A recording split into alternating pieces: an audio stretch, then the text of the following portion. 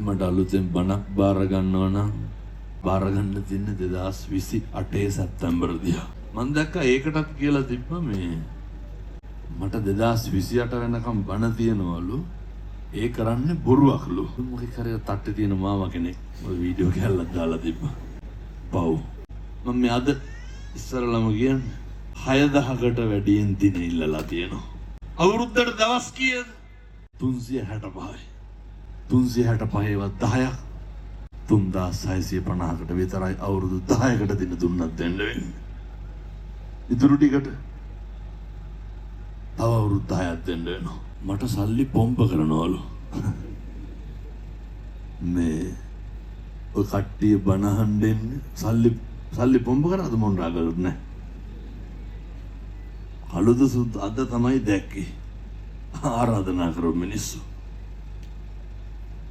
අනේ මේ මිනිස්සුන්ගේ කියවීම කරගන්න අකුසල් භක්තේ ව්‍යායාමය. වර්තමානයේ ඇති වෙනවා බෞද්ධ ප්‍රබෝධය. බෞද්ධම නෙමෙයි මුස්ලිම් අම්මලා තාත්තලා හරියට බනහනවා. කතෝලික පියවරු කතෝලික පින්නතුන් තරුණය වේලාසන වැඩ ඇරිලා යනවා මොකේද? බනහන්න.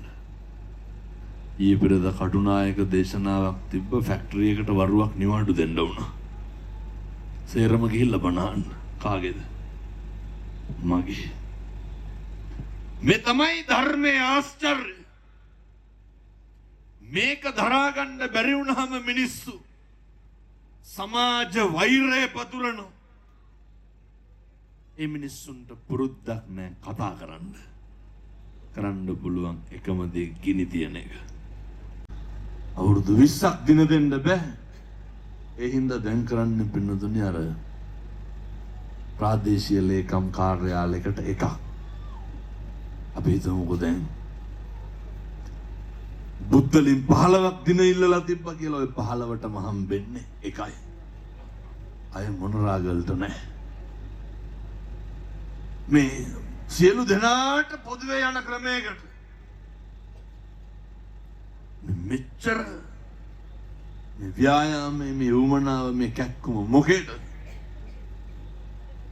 මේ තමයි පින්නතුනි සම්බුද්ධ ශාසනයේ චිරස්ථිතිය සුබ ලකුණු. මේ සම්බුද්ධ ශාසනය ඔයත් හිතනවද මොන බලවේගයකටවත් මේක විනාශ කරන්න පුළුවන් කියලා? බෑ.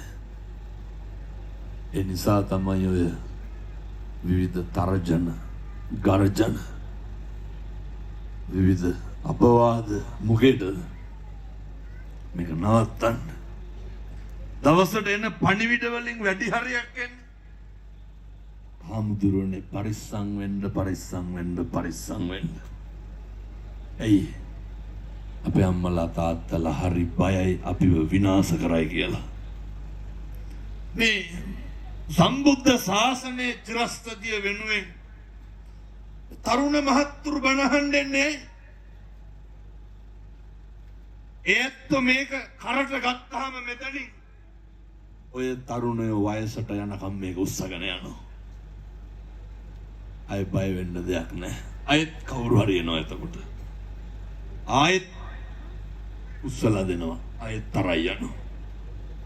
මේ සිව්වනක් පිරිස ධර්මයේ හැසිරෙන තාක්කල් මේ සම්බුද්ධ ශාසනය විනාශ වෙන්නේ නැහැ.